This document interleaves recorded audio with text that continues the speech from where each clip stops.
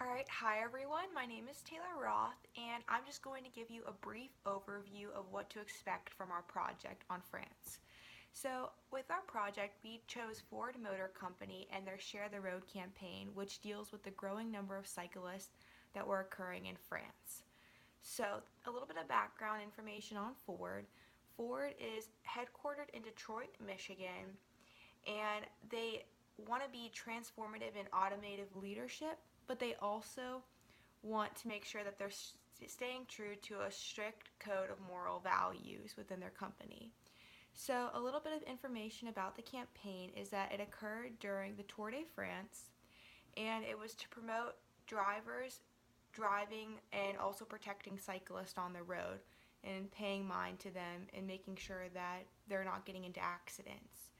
So, a little bit of background information on France is important for Ford Motor Company because it gives them a concept of the country that they're practicing in, a little bit of background information that's important before practicing public relations there.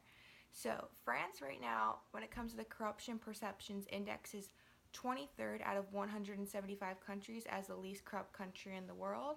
So, it's not overly corrupt, but then again, it's not the least corrupt country in the world that was tested. And a little bit more information is that it values masculinity within Hofstede's theory. It values masculinity. It's beginning to value more individualism, but at the same time, it's not as individualistic as the United States, which is important for an American-based company to note when practicing there.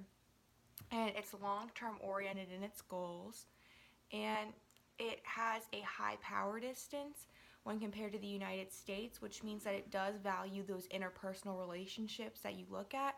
Instead of just speaking plainly, it does value a lot of nonverbal cues.